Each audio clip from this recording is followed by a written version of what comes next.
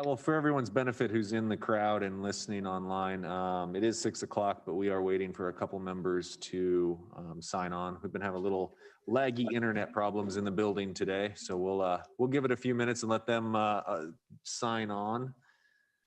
We need that for a quorum anyway.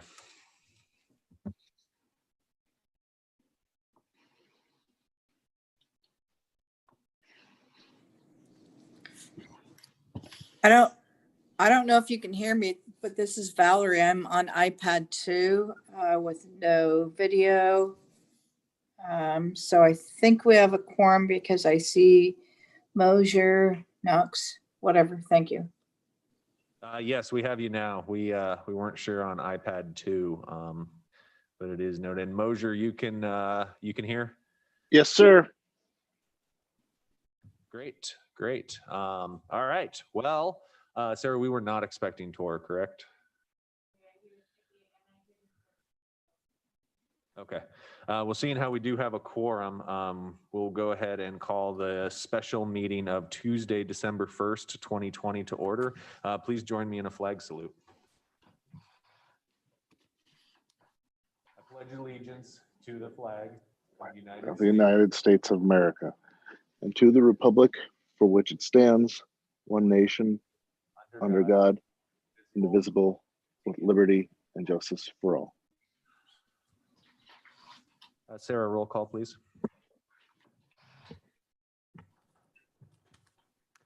Mayor Eisenbeis. Present.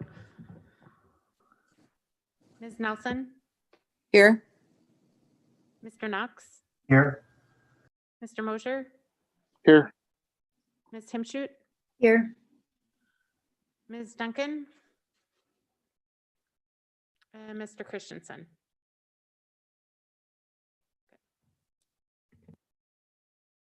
Thank you. Moving on to correspondence or agenda changes. Does anybody have anything for this evening? All right, and then persons to be heard. This is public participation for any item not on tonight's agenda. Was there anybody who'd like to be heard by the assembly this evening? Please, sir. Excuse me, please, doctor.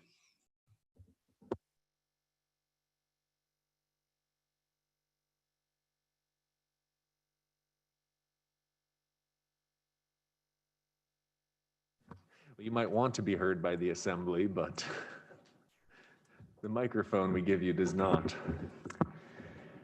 Good evening. My name is Richard Ween, and a couple of things, and that is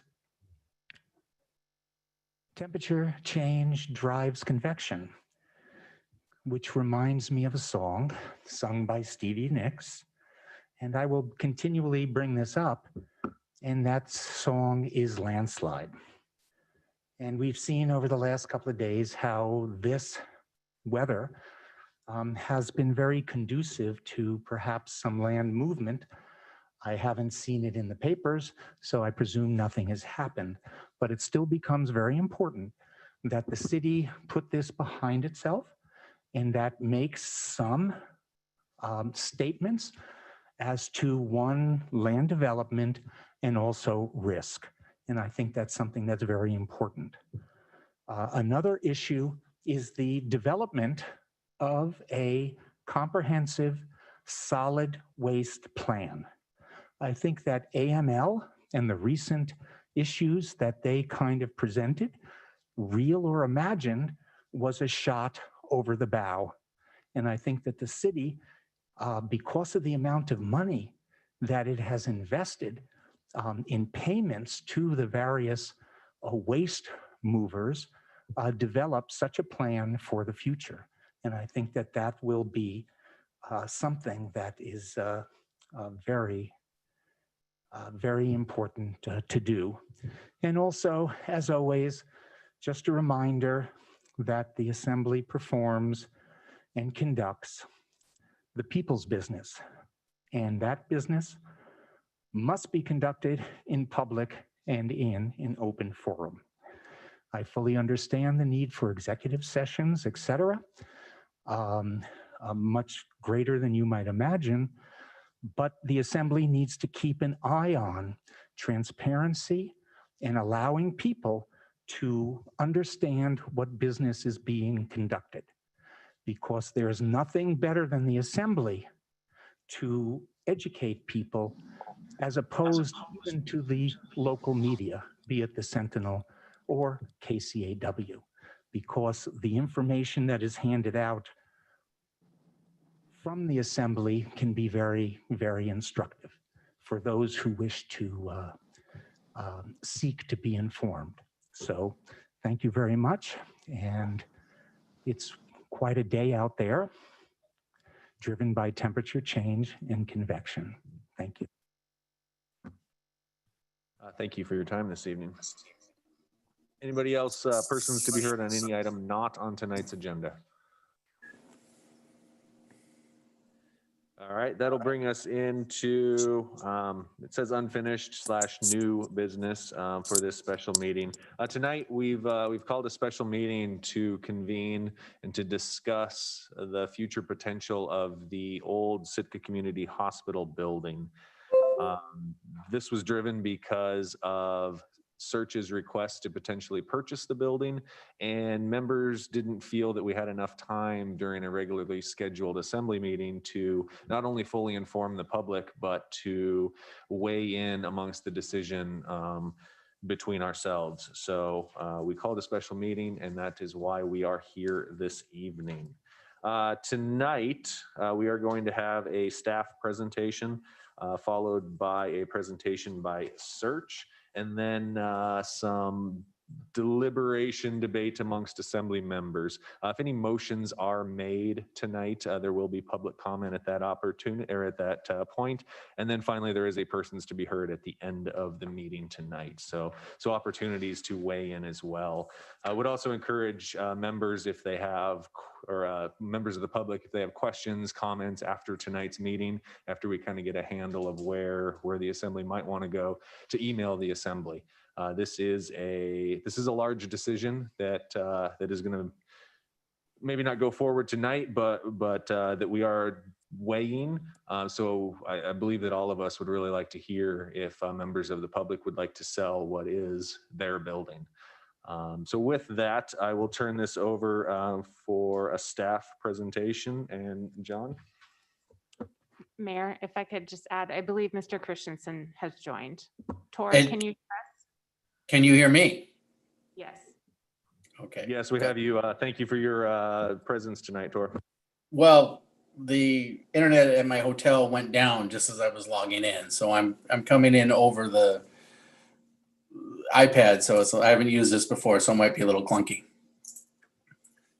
Understood. Thank you. Okay, thanks, Mayor. As I'm speaking here, Amy, if you don't mind coming up and getting set up here.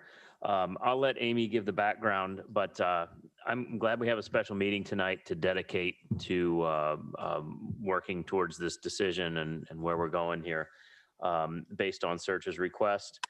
I know the memo that came along with this request or piece of correspondence, it's a pretty complicated decision and it's not one simple step.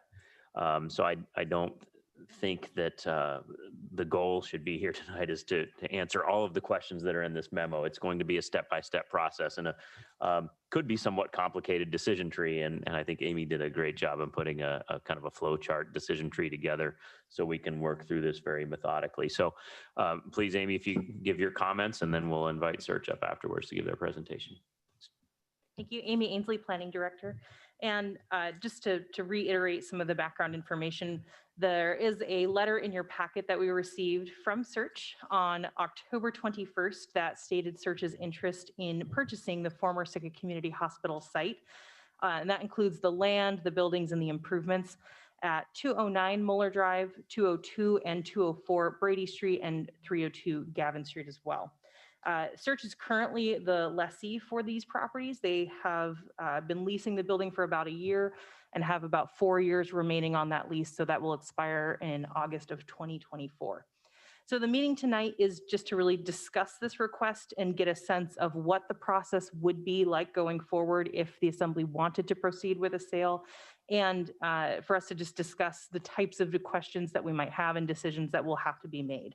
And we're hoping that the outcome will be some information sharing between the city and between Search at this meeting, direction from the assembly on whether or not we should proceed with the pre-work that would facilitate and enable a potential sale, as there is quite a bit of work both from the requesting organization Search as well as from city staff that would need to take place to even kind of get the ball rolling on the process. And a lot of decisions will have to be made along the way. We're not discussing terms or price or anything tonight. We're really just talking about the macro picture of what our interest is in potentially disposing of the property. So just in terms of sales for municipal property, as many of you know, there is a requirement that we competitively sell all of our property unless certain findings can be made that competitive bidding is inappropriate. Some of those exceptions to the competitive bidding rule may include a current lessee that is on the property and that there might be adverse impacts to an existing lessee or surrounding property neighbors, or that there might be some particular characteristics of the property that makes it only really suitable or usable for one particular party. So those are some of the code reasons and exceptions for why we may or may not have a competitive sale. So that will certainly come into question when discussing the sale of the hospital building. We also have a provision in the general code regarding advisory votes as well. So if a property is valued at over $5 million, the assembly has the option to take a sale to an advisory vote of the citizens. They will stay their decision on the sale until the results of that election come in, and then they will take that vote into consideration when then making their decision. As was lined out during in the flow chart that I put into your packet, just trying to step back, these are kind of the processes that we're going to go through. And as you can see, ultimately, the final steps are sales agreements and sales ordinances. We are quite a bit ways back from there. So as I kind of preface this with, we're just here to share some information and get guidance from and direction from the assembly on whether or not this is a path that you want us to go down, if you want us to start doing this pre-work, and also a chance for us too to get your take on the type of information that you want us to seek and find for you to help enable those decisions as we move along the path. Great, thank you. I think that summarizes tonight perfectly. So anything else from John, yourself, Brian? I don't know if you had anything or if you were just here for our questions. Okay. Well, thank you, Amy. Much appreciated. And search representatives, please. Dr. Megan.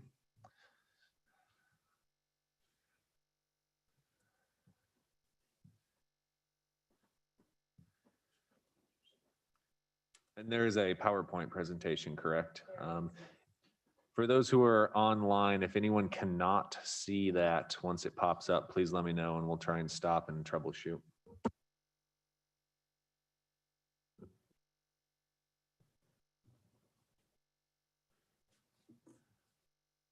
Good evening. I'm Dr. Elliot Burrell.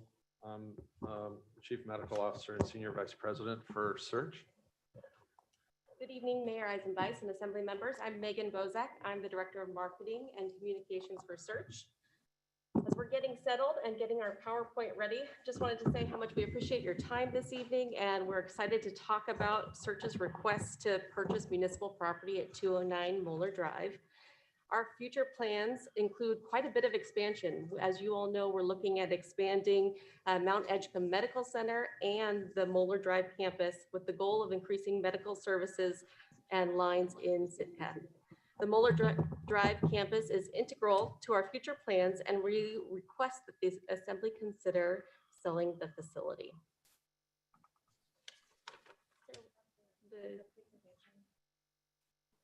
It is in presentation. Bear with us 1 second.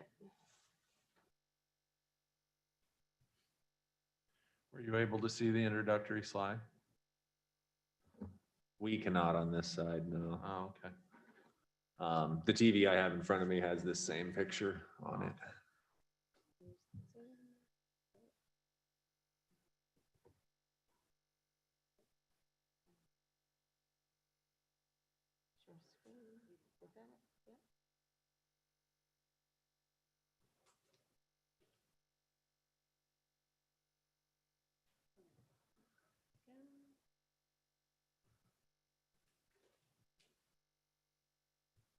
Wonderful. Okay. Great. And I for think we're those ready to roll. online, can All right. anybody not see that? I see it fine. Great. It sounds like everyone can. Please. Thank you very much. Well, as you all know, Search is very committed to high quality healthcare in Sitka. The integration of the care systems has created increased access of care for all patients. Pursuant to the APA Schedule 6.15B, Search has continued to provide services requested by the city with similar and expanded scope and level of access. These include Inpatient medical services, for which in fiscal year 2020, we provided 1,868 inpatient days. Ancillary support services that include radiology and laboratory services. We provided over 16,000 radiology visits and over 400,000 laboratory visits. Combined rehabilitation services at the Moeller Drive campus. And in fiscal year 2020, we provided over 10,000 visits in that facility. We've performed over 800 general surgery procedures, 192 orthopedic procedures, and 60 ENT procedures, 132 gynecologic surgeries, delivered and cared for 97 newborns, and participated in 4,181 episodes of care in our emergency room. We provided over 2,000 swing bed days. That's something akin to a step down from acute medical care in a hospital. And our long-term care services at the Moeller Drive campus have been continuously full with 15 patients at capacity, with a waiting list of ranging from 10 to 15 patients. Additionally, our primary care clinics have provided over 80,000 episodes of care, and we've provided visiting specialty clinics, including an expanding cardiology service with 4 different cardiologists, ear, nose, and throat service with 3 ear, nose, and throat physicians, podiatrists, allergists, dermatology, neurology, urology, rheumatology, and Sitka-based specialists in addition to that, providing over 5,000 visits last year. We've continued to maintain walk-in and urgent care services in our outpatient departments, delivered 789 infusion services. That's mostly oncology services, infusions, and have been successfully delivering home health services with 1,310 visits of care in our community. We've continued FASD assessment services and continue to provide attending physician supervision for patients in the Pioneer Home. We continue to provide laundry services, not only at our hospital, but also for the Sitka EMS and the jail, as well as dietary services in our hospital and the jail. And in the midst of all this, we've tackled COVID-19 and continue a robust mitigation response, including advanced on-site disinfection protocol, COVID-19 screening at all entry points, region-wide surge plans in place, expansion of our telehealth programs for primary care, specialty care, and rehabilitation services. And we've also been trusted members of the Sitka EOC and Unified Command, collaborating with our community partners such as the Sitka School District and Mount Edgecombe High School to ensure proper mitigation and safety for the community.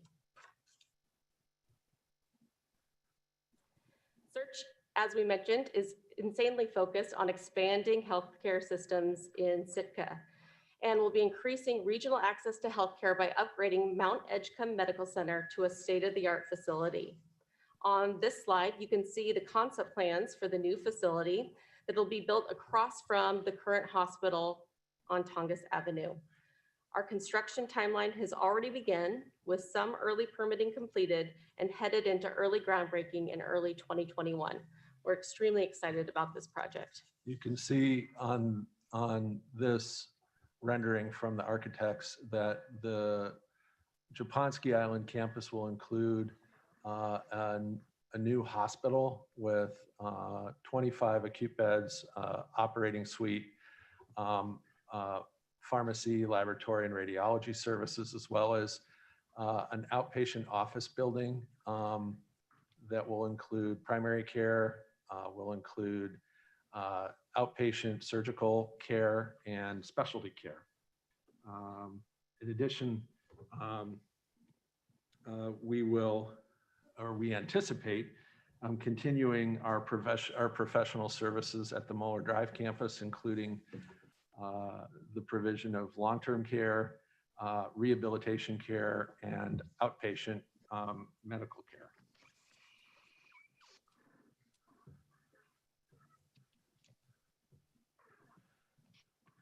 This lists some of the content that I was just describing regarding our critical access hospital, our primary care and specialty clinics with 50 treatment rooms, our enhanced outpatient ancillary services, both radiology and laboratory. The benefits to the community of Sitka include an estimated 100 construction jobs over the 4-year construction period. The expansion of services that will include additional permanent jobs, obviously an increase in sales tax revenues and electrical consumption, and over $300 million spent on local construction activities. So in a time when our local, state, and national economic landscape is changing rapidly because of COVID, this expansion project will add growth to Sitka's top economic industry and even provide additional housing units in Sitka. This leads us back to the request to purchase the Muller Drive campus, as our planning is contingent on making use of vacant space within this facility and renovating it. The current use of the Muller Drive campus is our award-winning skilled nursing facility, Sitka Long-Term Care, Mountainside Rehabilitation Clinic, providing outpatient rehabilitation services, Mountainside Family Clinic with both primary and urgent care services, and our home health department. The long-term care facility that Search operates at the Muller Drive campus has won several awards for the quality of care from the Center for Medicare Services. And we're extremely proud of our staff and their accomplishments in establishing that facility, and it continues to be in great demand. We have a continual waiting list of 10 to 15 patients waiting to utilize that facility. It's one of the only skilled nursing facilities in Southeast Alaska. And skilled nursing is a higher level of care than assisted living. So many people are familiar with assisted living, for example, the care that people receive in the Pioneer Home. The skilled nursing facility includes nurses and physician supervision of medical problems within the facility at a much higher intensity.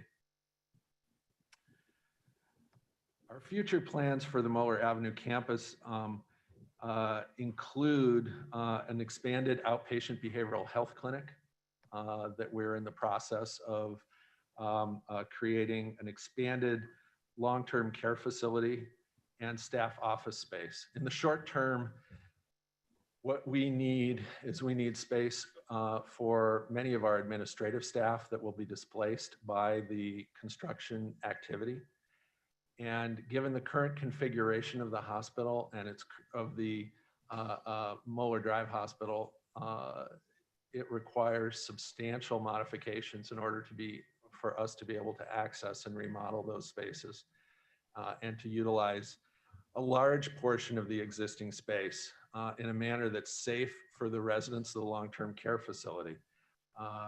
They need to be able to be in a space that is isolated and not interfered with by other staff coming and going for their safety. In addition to that,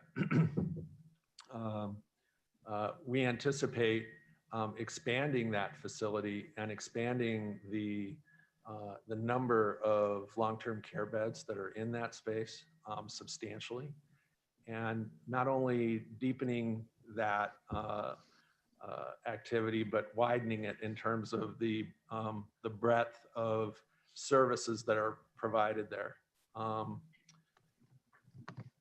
Lastly, there's really very substantial issues with deferred maintenance in that facility, and continued use and expansion of it requires expenditure of millions of dollars.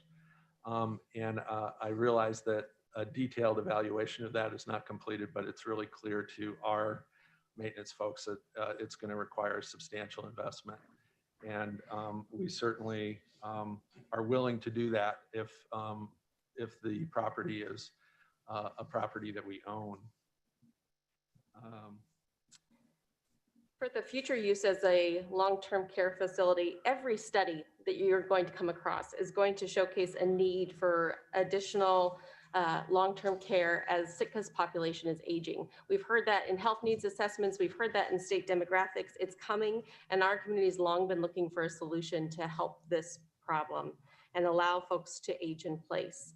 We think that by expanding this long-term care facility, we can provide additional capacity and keep more of our elders at home. This is a statewide problem. Talking with Ashna today, these skilled nursing facilities are in very, very high demand, and we are very fortunate to have one here and would like to expand.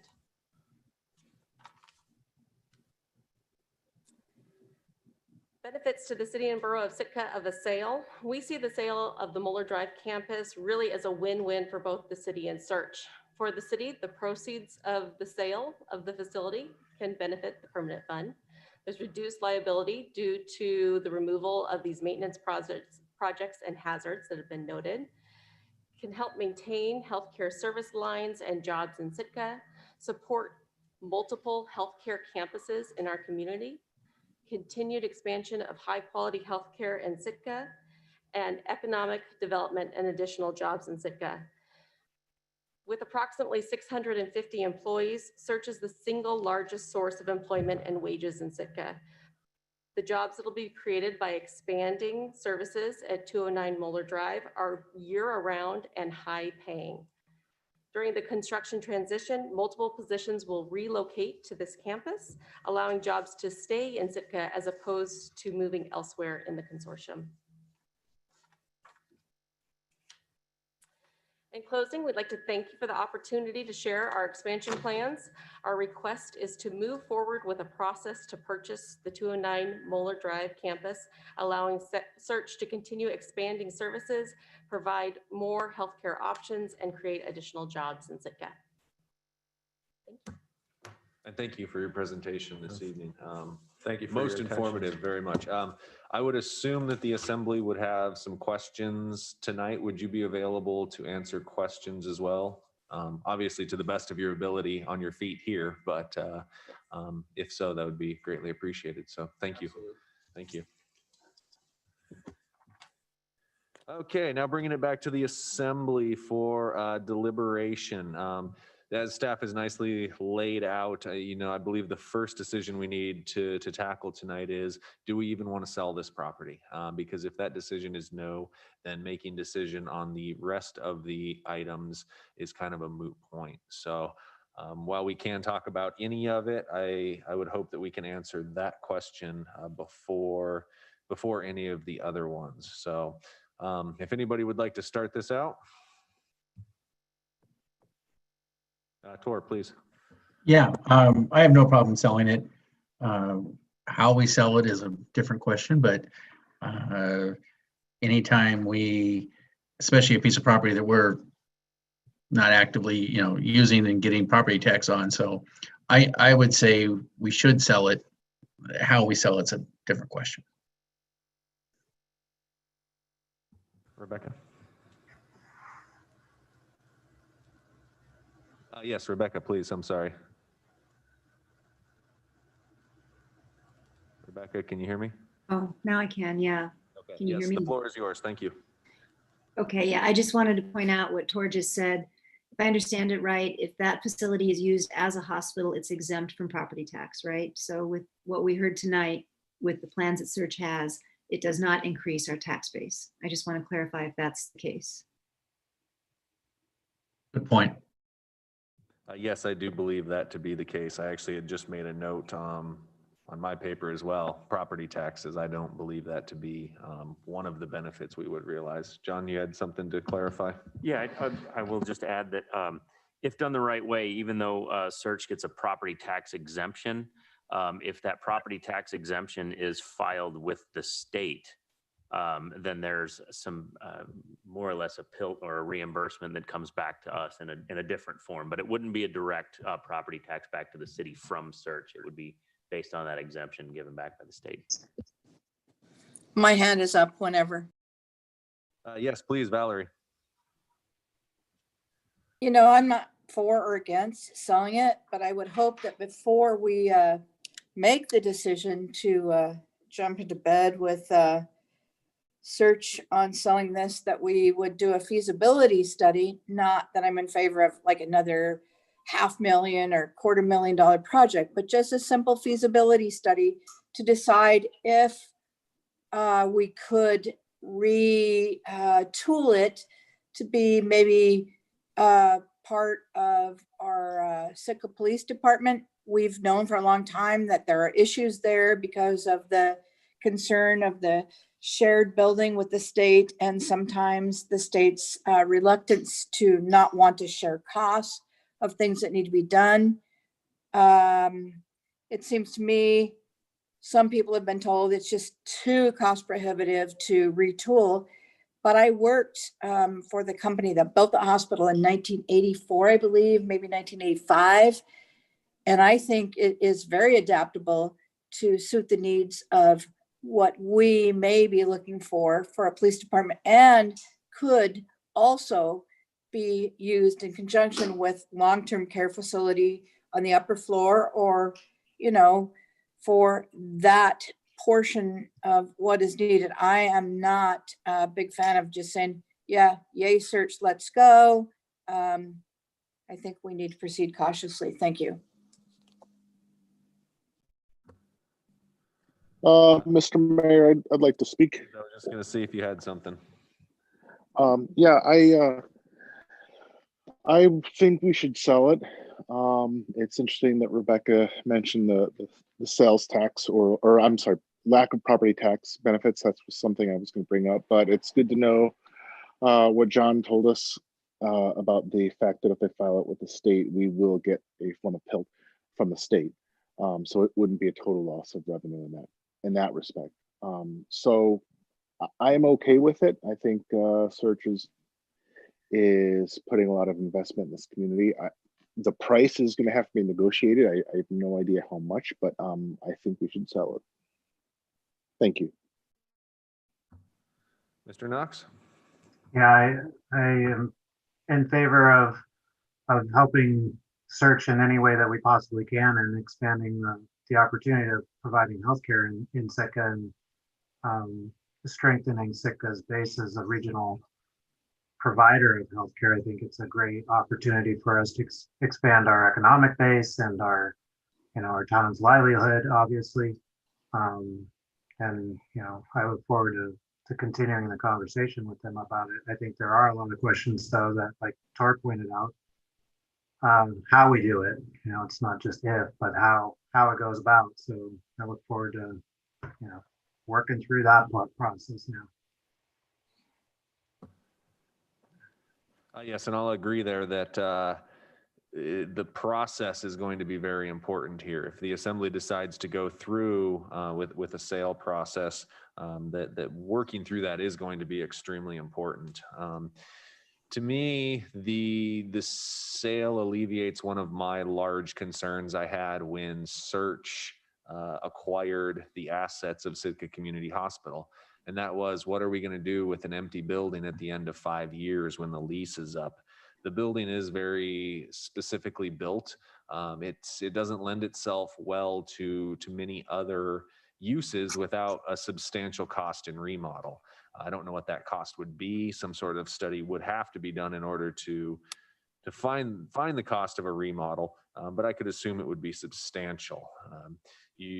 Like I said, the building is very specifically built. So to hear Search step up and say that they would want to acquire this asset for their portfolio is reassuring to me.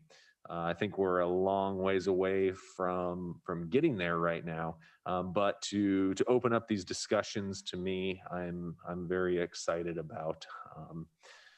So I also would want to start the process of sale negotiations. Obviously, Point of understand- order, Your Honor. Yes, please, Valerie. Should not Mr. Knox divulge as a potential conflict of interest that his spouse is employed by Search? Thank you.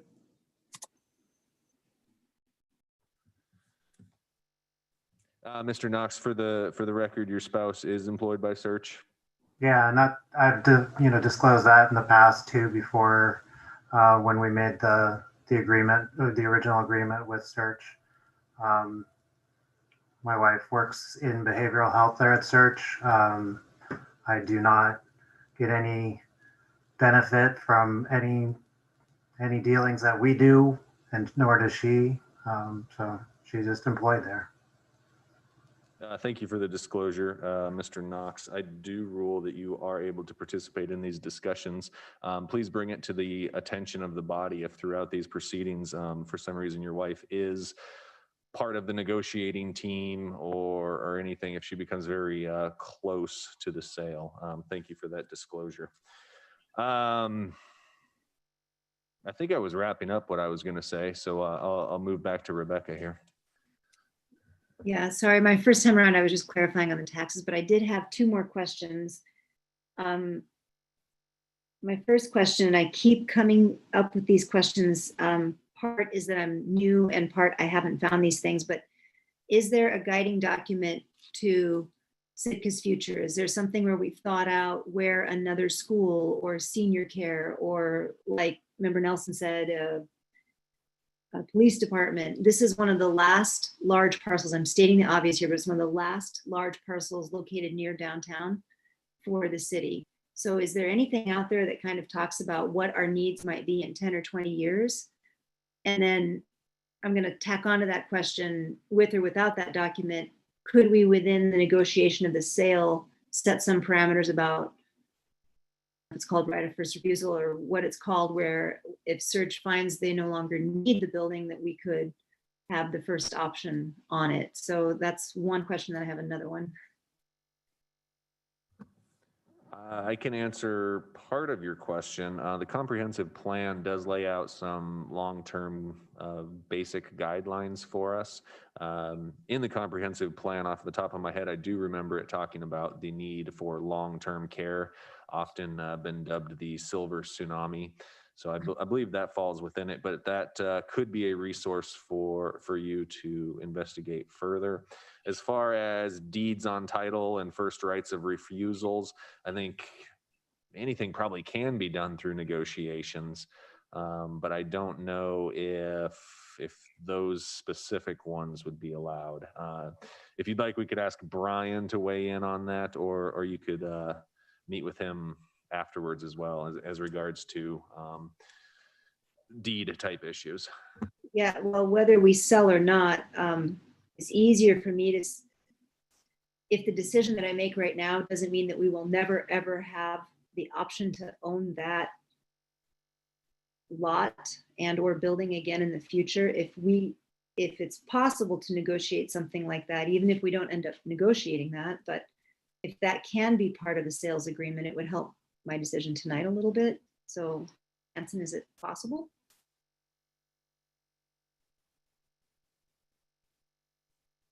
I believe so, because I don't know. Would it be possible to ask Search for a first right of refusal should they ever sell the property? That'd be yes, and it would be prudent to consider. Okay, and then my second question, I want to start by saying I'm really thrilled, absolutely thrilled with what Search has planned. Like this is a great thing for Sitka in so many ways. But I want to make sure that that I've asked all the questions that I think need to be asked. So one of my questions is their current building. What happens with that? So I'm assuming Search has a plan for a new building and then either demolishing or continuing to use the existing building and Sitka Community Hospital, which instead of one building now they're going to have 3.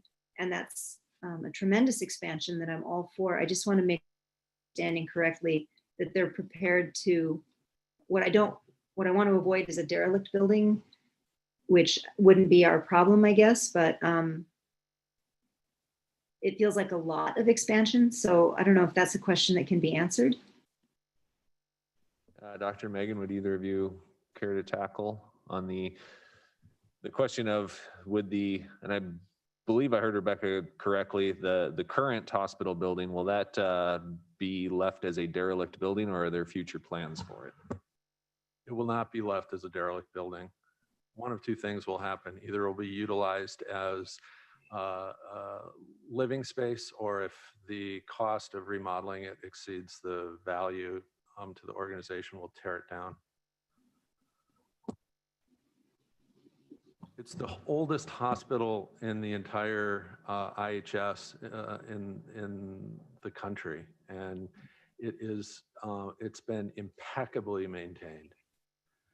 It's passed surveys every 2 years from the Joint Commission, and so physically, right now, as a hospital, it is in perfect working condition. However, to convert it to office space or to convert it to living quarters would definitely be very challenging financially. So, but it's an option that we're going to look at. We're going to keep using the building for a number of years while we transition into that new space. And during that time, we'll make an assessment about whether or not it will be financially appropriate for us to tear it down or to occupy it with either additional administrative space or additional living space or even ancillary services space. So that transition is 4 to 5 years out. And as to the growth of our company, we are in a period of sustained growth, which Sitka is one part of. However, it's steady, it's sustained, and we see good reason to believe it will continue. Thank you. With all of that in mind, I guess I feel like we probably should go ahead and sell it. And I didn't want to cut you off early, Rebecca, but that ended your line of questioning there. It did. Thank you. Okay, great.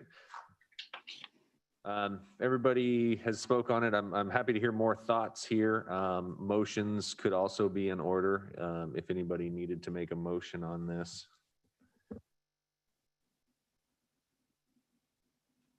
I'd be willing to make a motion to sell it, but then do we need to add the part about whether to go through competitive bidding or not, or just do it as the first one to sell it or not? My preference would be to have that as separate discussion, direction, and then motion item. I'd like to keep the two very distinctly separate, if at all possible. Okay, I moved to sell the old Sitka Community Hospital building located at 207 Muller Drive or Avenue. Second. Second.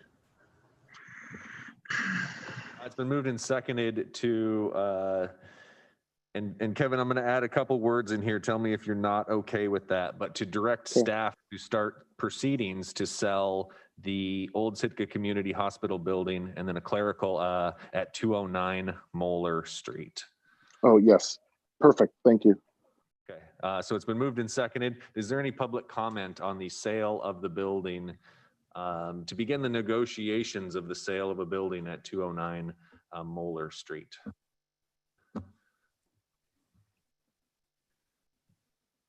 Good evening, and if you could state your name for the record.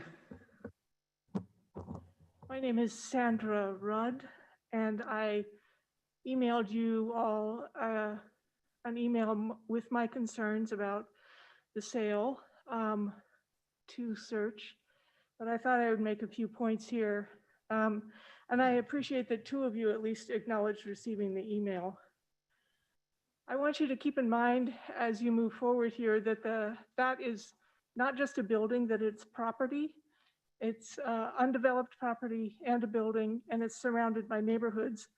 I live next to the property line between 800 HPR and what they're currently asking to buy. Any sale and development of that property will have an effect on the value of the properties around it. I'm assuming it will lessen the value of my property. Also, I'm concerned about the green belt that is now between my property and the Search property. As you move forward with this negotiation, no matter who you sell it to, which you haven't mentioned yet, I would ask that you consider asking for a conservation easement so that the greenery that's on that property now doesn't get knocked down. Everybody seems to think that it's restricted to medical use. That's just not the case. There could be possibly a whole lot of good ideas of how to use that property if it was put out to a competitive bid. Search has said the true usefulness of it is medical. Currently, it's medical, but you cut yourself off from having a lot of creative ideas from the community if you do not put it out to competitive bid. Just have a care for the neighborhood in which this property is located and to the neighbors that live around it. Thank you.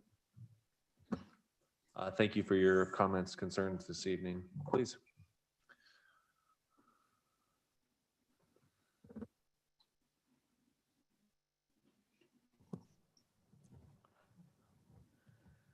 My name is Karen Lucas, and I would like to address the assembly in these terms. I hope you are viewing this proposal as a bargaining chip. Presently, we do not have health care for everyone in our community. And so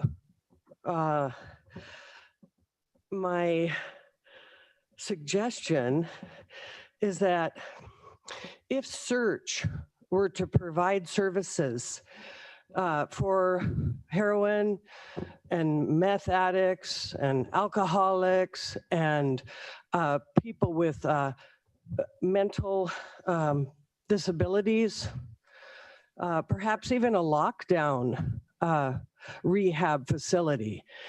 We are a regional hub. Those things are not going away, and those people are not being served. And for those of you who are unaware, we do have human trafficking, prostitution, all kinds of stuff is going on in this town. And those people are not being served. If Search can promise to serve all of our community, every last person, I would say yes. Let's get these people some help. Right now they're excluded, and I don't see that in their plan. even their new campus on Japonski. And you know, as often happens, those with all the money and all the power, I'm starting to think of this as a one hospital town, so to speak, that own a bunch of real estate, that buy expensive properties, that tear down buildings, that create housing, which obviously, as we all know, affects those that used to provide housing for the travelers. And I have a lot of other thoughts about all of this, but I think for this potential, I mean, this time here, I just want you to view it as a bargaining chip. They have the ability to resurrect Bill Brady and then some. And we need to do that. And we need to do it for those people that don't have a voice.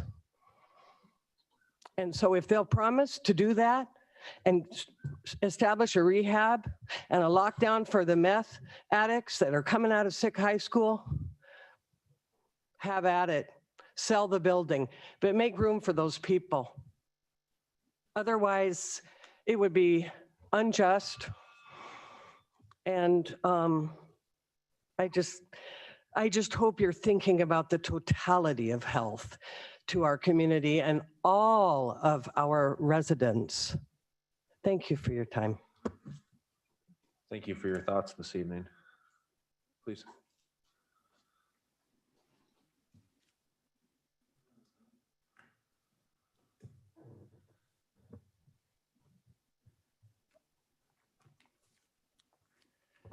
Richard Ween. 3 minutes, so little time, 180 seconds. Just want to point out that you mentioned that there is a sale, but there are other ways to negotiate, you know, transfer of property. I am certainly for the sale, but only if the city gets a fair deal and a fair price.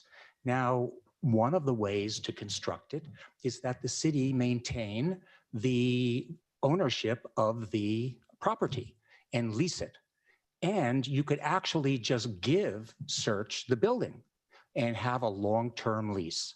Let me pick a number out of the air, $40,000 a month to lease the entire property.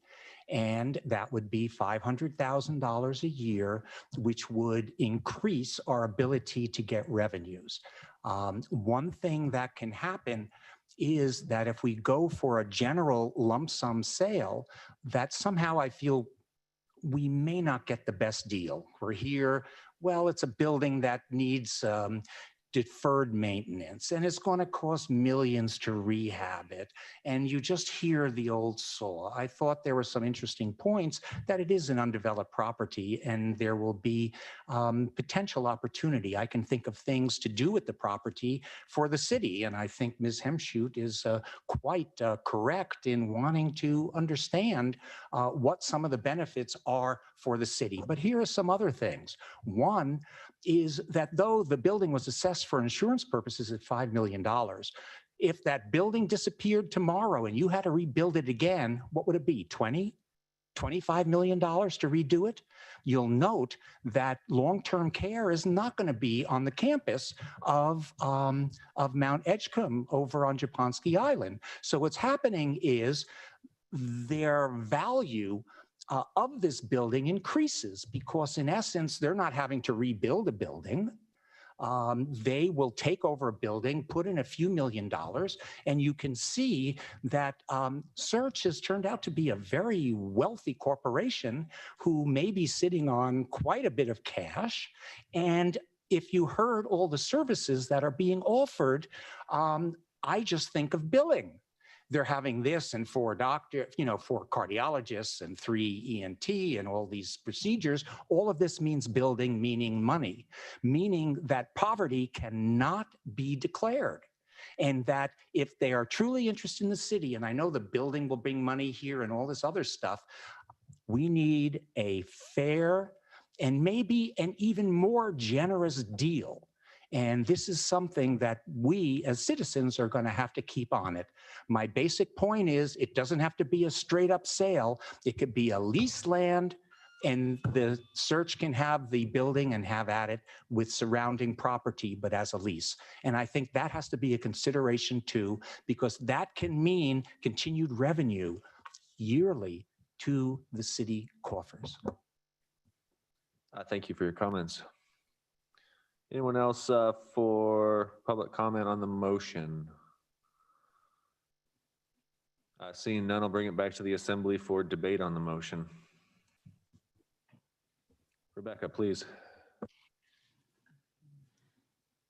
So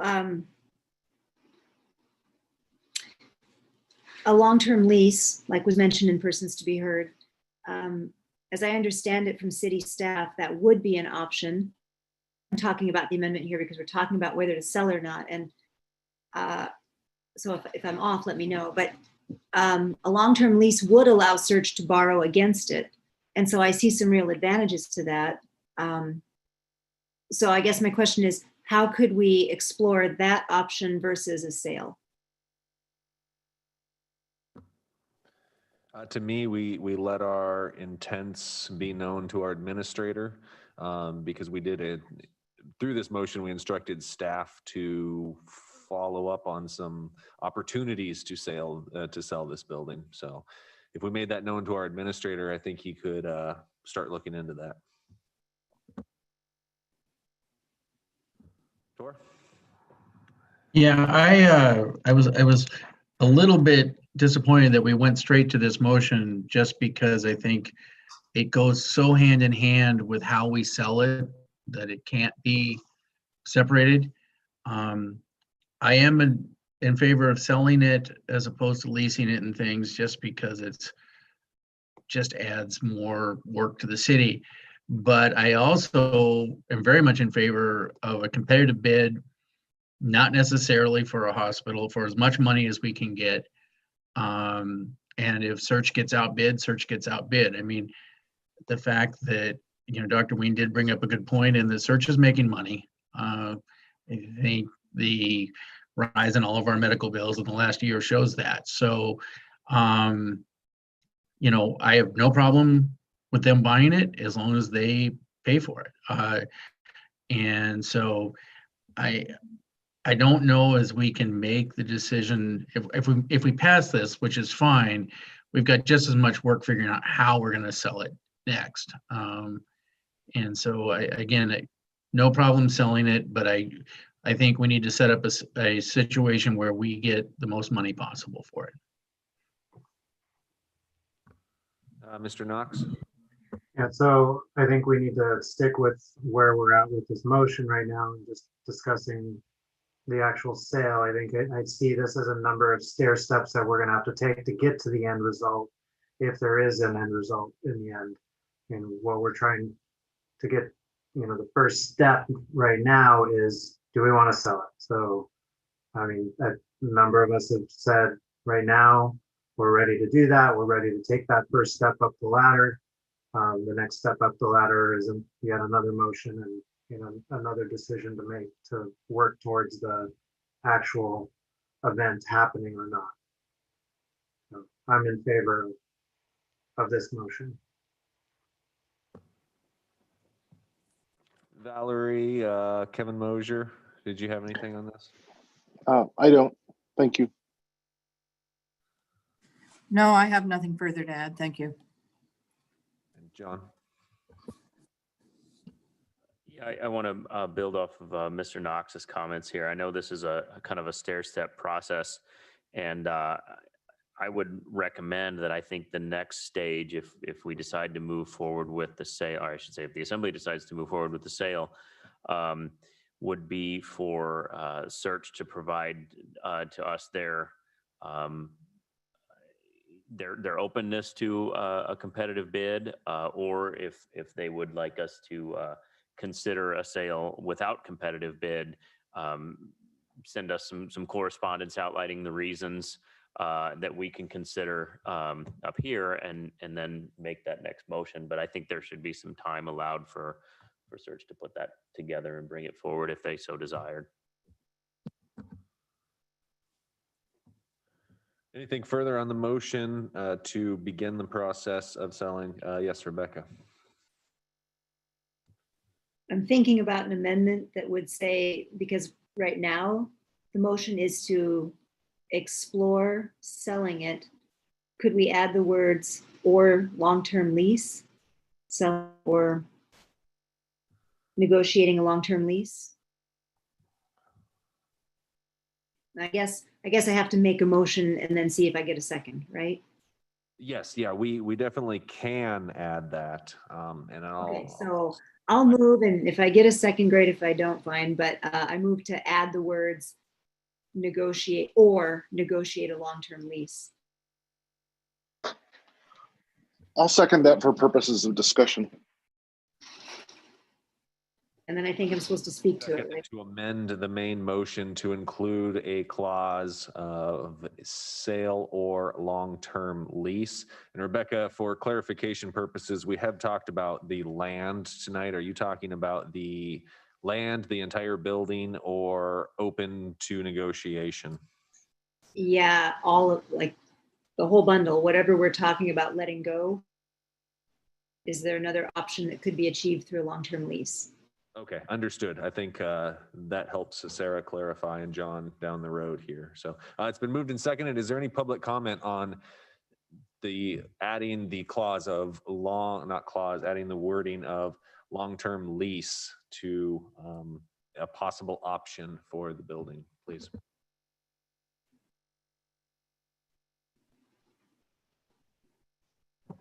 When entering a negotiation, it's very important to keep your If we options could get your open. name for the record, please. Richard Ween, Thank you. citizen, Say Devant Assembly. Whenever going into a negotiation, it's important to keep your options open. And I think this amendment is very wise in that it can help construct something which might be very creative and very valuable for both parties. And so there is just no compelling reason not to do it. So options are important. And so I'd like to thank the motion maker for making that motion. I thought it was very wise. Thank you. Thank you. Any other comments on the amendment to the motion? Not seeing none, back to the assembly for deliberation. I guess it leaves things open enough, but I would like to hear from representatives from Search about their thoughts about lease options.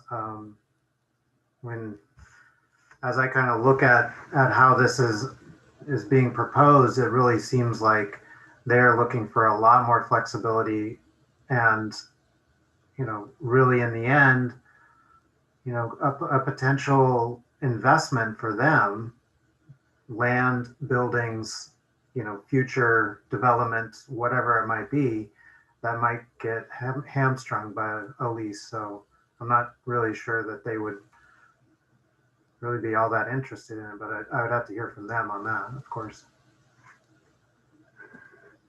Rebecca? Yeah, my thinking behind this is my concern remains, what do we need in 20 years? And Search is need to renovate the building, and you can borrow against a long-term lease to do that. And maybe in the long term, that is better for them. I don't know what they want, but this would give room to negotiate between a sale or a long-term lease, which might be a non-starter. Maybe they're not interested, but let's not rule it out. And I think in some ways it serves us better in that we maintain control of the property and they still have the option to do the renovations they need without necessarily having to commit to owning the building. So that's why I put it out there. Thanks. Tor? Okay, sorry, I did turn off my mute.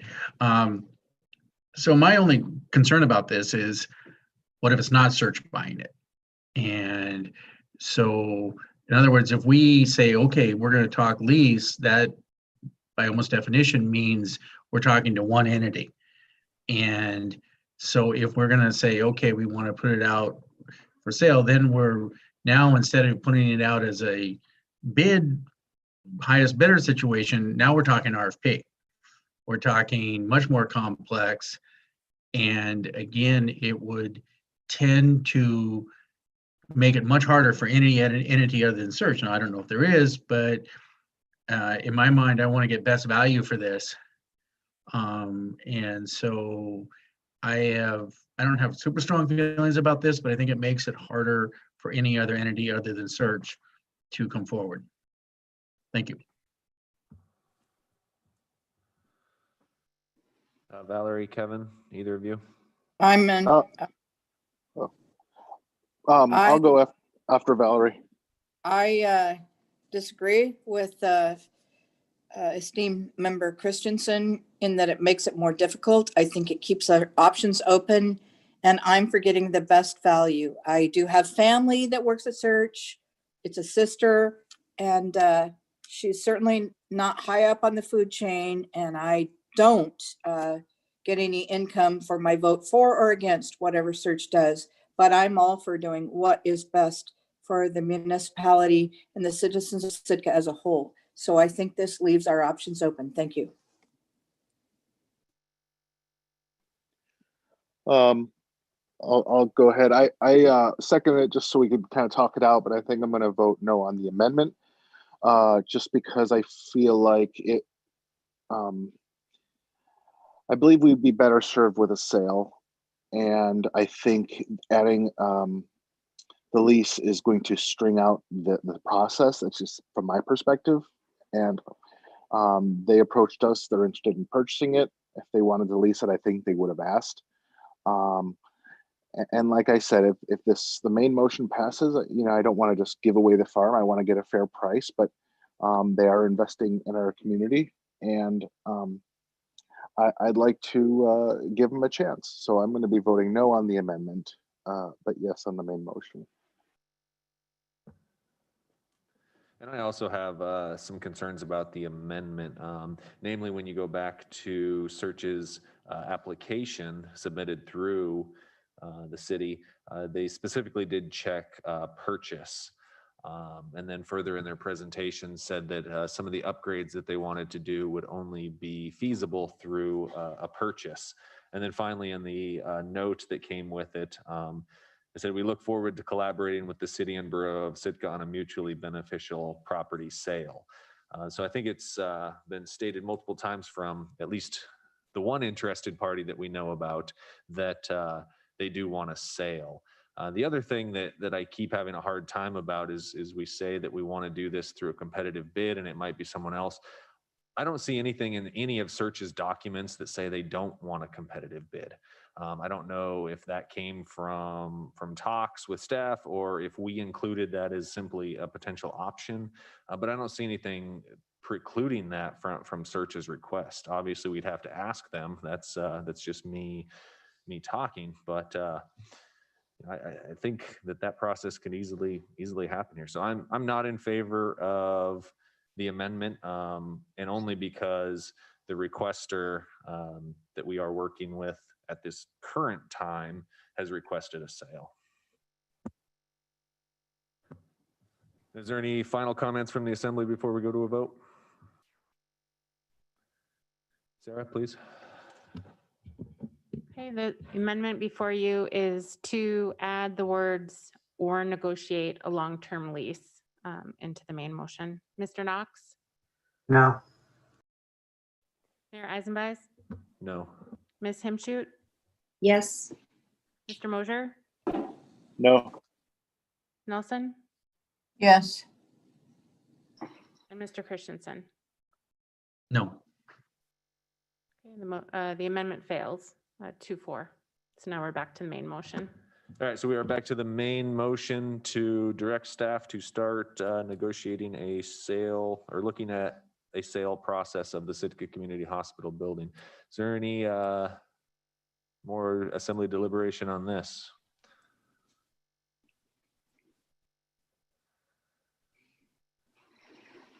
Checking just one more time, just don't want to make sure I don't cut anyone off. And then, all right, Sarah.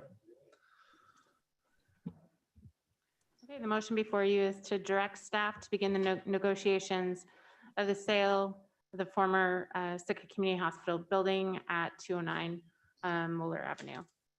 Mayor Eisenbeis, Yes. Mr. Christensen, Yes. Mr. Knox, Yes. Mr. Mosier, Yes. Ms. Himshoot, Yes. and Ms. Nelson. No. The motion passes 5-1. Okay, so moving down the decision tree that came in our packet here, the next big question that staff would like answered, and Mr. Leach had indicated maybe this tonight isn't the night for that, but I'll bring that back to the assembly for their thoughts, is whether the assembly desires a waiver of competitive bidding for this sale. I know Mr. Hansen has done a significant amount of research on that and can speak to it if needed from us. And I don't know if search representatives are ready to speak to that tonight, but Tor, if you want to start out the conversation. Yeah, I think we should go to competitive bid. You know, at this juncture, I think we need to get as much money for it as we can. We need the money. And especially since there's no offer out there. I mean, if there was an offer that would just blow us away and we knew it was a great offer, I could see possibly not going to competitive bid, but it would have to be just a gold-plated offer for that to work for me at least. And so I just think and especially if we're thinking about not going to an advisory vote, we need to maximize the value. And so I think we should go to a competitive bid. Thank you.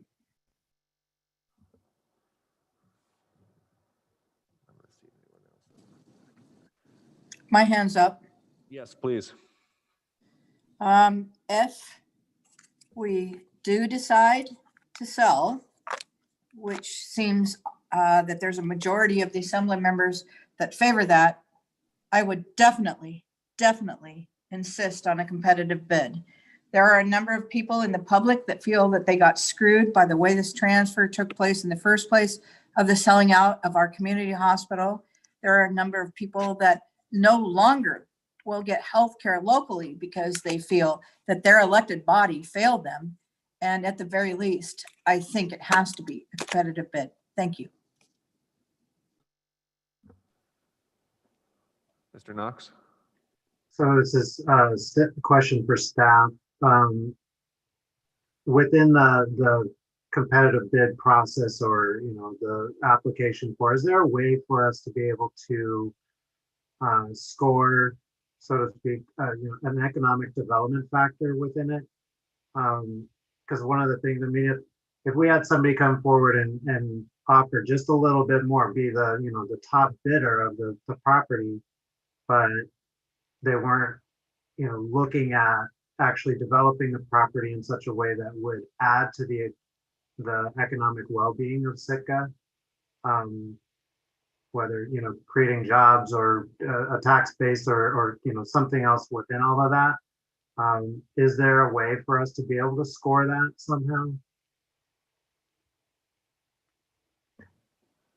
Mr. Leach or Mr. Hansen, would you like to? Yeah, I think there's a way to score that. There's always in a lot of, I'll just use RFP because that's the best term I have right now. But when you build an RFP, you can build whatever scoring requirements you want in there. And I've used many subjective requirements before. And that's why you have a panel and you can try to assign some scores on some of the more subjective topics. And then you have a panel that each gives their own opinion on the score, and you can typically average those numbers out. But there's ways to gauge things like that.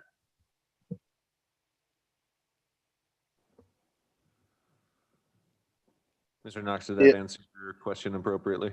Yeah, and for myself, that would be an important piece of this equation. I think if we did go out to competitive bid, I don't want to just get the top dollar in a one-time sale. While if somebody came forward and offered us $50 million for the property, of course, you know, that's going to be an overwhelming offer for the, you know, that piece of property, and would be an incredible increase to our permanent fund, of course. But you know, if there's you know, only a difference of, you know, a smaller factor, I think the economic you know, development or prosperity of the venture is, you know, a big piece of the equation. So I would really like to see that in there.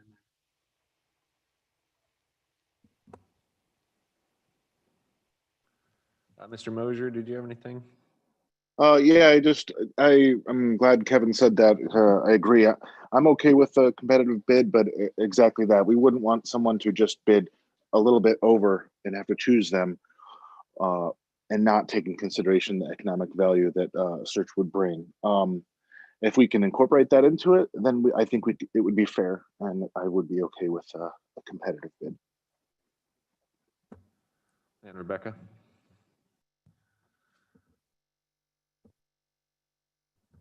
You're still on mute. Okay, got it.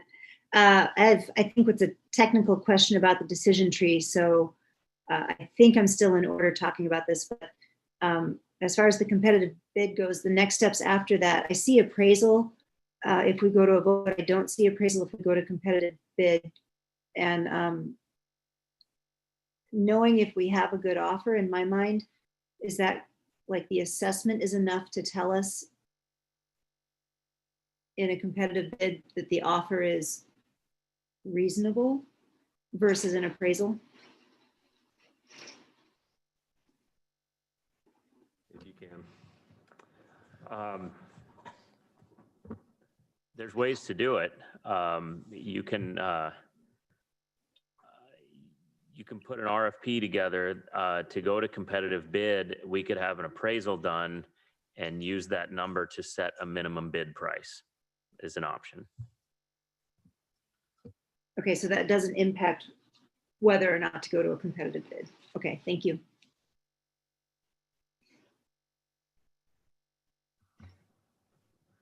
So at this point, there is no motion on the floor. Do we need one or can we just use direct staff when they're doing it to make it a competitive bid process? I believe Sarah would like a motion. And John? Yeah, I have one more question actually before we do that, if you don't mind. And this is a question for Brian, just to plan this out. So seeing as Search is the current leaseholder, if we were to go to competitive bid and assuming someone else gets the winning bid, would Search have to vacate that lease, or would the winner of that bid, if we move forward, have to agree to the terms of Search's current lease? The purchaser would take subject to the existing lease. I'm familiar with the lease. The lease says that they would have all the rights. Search would have all their existing rights. Those would persist for the life of in the term of the lease. And I don't believe that the lessee has to consent to the sale. I'm pretty sure that doesn't happen. But they'd have to wait there 4 years now before they could do anything with the property if it was sold to somebody else. And Dr. Brill, I don't want to exclude you from this part of the conversation, but also if you're not prepared to speak at this point, I understand as well, just simply an opportunity.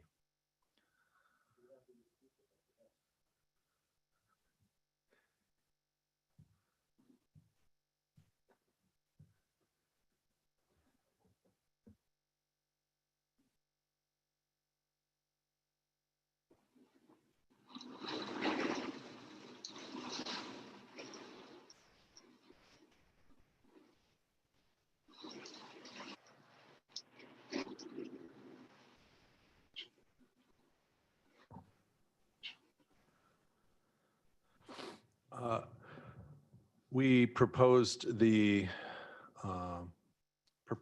purchase of the property, the subject property, because of the fact that it provides us with the most flexibility and opportunity to build into and coordinate our plans to expand the use of the existing facility, as well as coordinating the construction and use of the adjacent property that we own, that we plan to develop as a multi-use property, including both residential space and professional space and potentially retail space.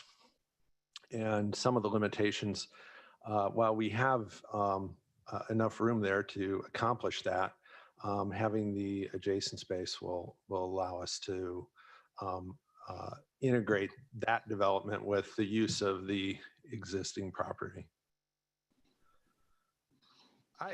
I have to politely but firmly take an opportunity to just state that we are not some outside organization. We are not some group that's trying to take advantage of this community. I'm personally offended by that implication. We are Sitka. We're the largest employer in this town. We employ 650 people here, and we didn't just show up. Search organically grew out of this place starting in 1975. We've been here almost 50 years. The success of this enterprise is the success of this town. That's not by our design. That's like how the ball has rolled down the hill. We take our connection to this community and our commitment to this community very seriously. We're talking about expanding a skilled nursing facility. That is a huge opportunity for us. And when I say us, I mean me too. I'm Elliot Brule. I've lived in this community for over 20 years. I've raised children here. I have children who work in this community. I care very deeply about it. This is a great opportunity for us. It is a great opportunity for us as Sitka. And the plans that we have for this facility are not based on some effort to add something to our portfolio. We provide professional services in 3 different services lines on that piece of property. There's some discussion about whether or not we provide services for behavioral health. With the current pandemic, the demand for behavioral health services is exploding. We can't keep up with it. Right now, we're providing 130% of the level of service we provided last year. We're in the process of recruiting for 6 more behavioral health staff and trying to expand those services. What is that about? That's not about the bottom line. That's about caring about people. That's the business we're in.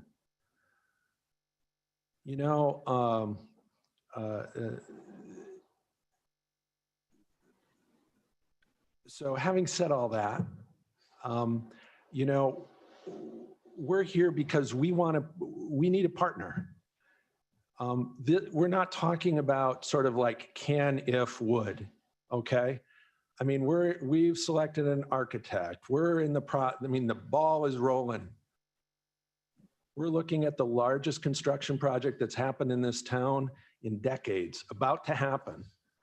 And we've got serious needs. We have needs for space. There's thousands of feet in that community hospital that we can't use. Sure, we lease it. It's going to cost us millions of dollars to be able to access it, remodel it. Are we going to do that if we're only going to be there for another 4 years? I think that point is understood. Part of why I brought you up was to hear your thoughts on a waiver of competitive bidding or a competitive bid process. If you had any thoughts at that, because that is the decision point that we're trying to make right now. And we would love to discuss that. I don't think we're afraid of a competitive bid process. I also think that it would be appropriate for the city to afford us the opportunity to negotiate, given the existing elements of the code that allow for direct negotiation for property purchase for an organization that operates on the existing property. So, I mean, you can make a case that if you sell it to somebody else, what you're doing is you're undermining our operations. So why should we submit ourselves to that? On the other hand, the facility is in such a state of disrepair, it's a liability, frankly. So we're not afraid of a competitive bid process. I mean, you know, it's going to cost a lot of money just to tear it down if that's what you wanted to do. So either way.